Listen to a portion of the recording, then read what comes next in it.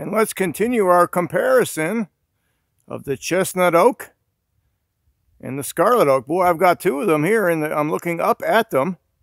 To your right is a chestnut oak with no leaves left on it. And it's great. Today you can't see, but the scarlet oak here in late November actually still has leaves that are got some red color to them. A little too gray to see that today, but they do hold their leaves longer than the chestnut oak. They're both here in the Daniel Boone National Forest, growing on this dry, rocky hillside with fairly acid soil, probably a very low pH scale soil.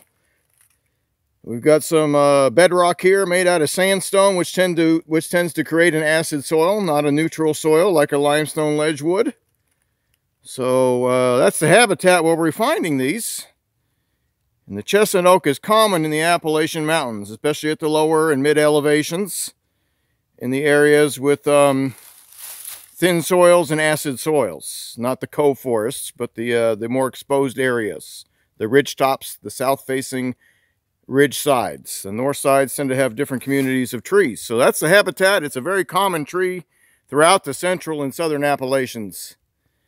And this is the Appalachian Plateau here in Kentucky, but it has similar habitat.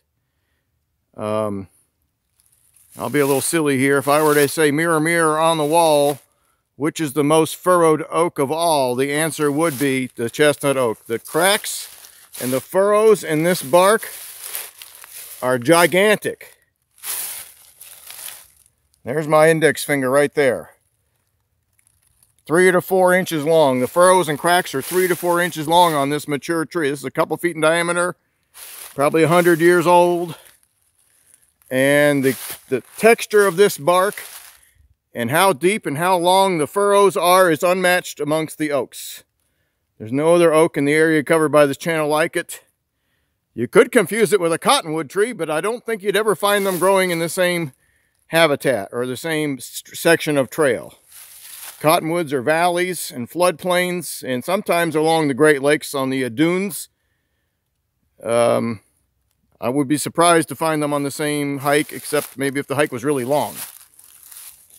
I mentioned when I first started this series on oaks that the Chinkapin oak and the chestnut oak had very similar leaves, but their habitat requirements were somewhat different. So I have saved a few Chinkapin oak leaves on my left. With a quarter there for scale, they're about 4 to 6 inches long. And the chestnut oak leaves are just from today's hike, so they are no longer green. But they do have a similar size and a similar wavy edge.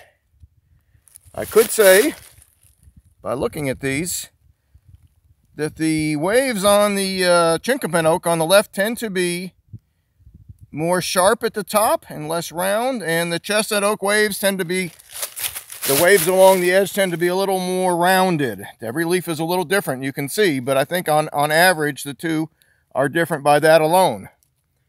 Chinkapin oaks are usually found in limestone areas and limestone soils, and the chestnut oaks are in a habitat with a different type of soil. I have found actually both of them on the same hillside a few weeks ago, where there was a thick layer of limestone capped off by a thick layer of sandstone. And that was called Indian Fort Mountain. I didn't film it that day. I was busy doing other things. So it is possible to find them on the same trail, on the same stretch of trail, if you have the proper habitat. In this part of the Daniel Boone National Forest, this is sandstone and shale only. I would be very surprised to find a Chinkapin oak here. But it is possible to find them on the same stretch of trail if you have limestone and sandstone sharing the same hillside. So next time I'm in that area, I might even do that comparison if I have both trees in my sights. But here's our acorns as well from that chestnut oak. I did a series on that a few minutes ago. They're probably 1.5 inches long with the cap. It tends to be a little more bristly than the cap of the other oaks, including the scarlet oak.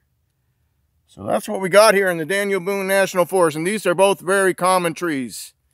The scarlet oak on my left on this hillside and the chestnut oak on my right are very common and found throughout this park.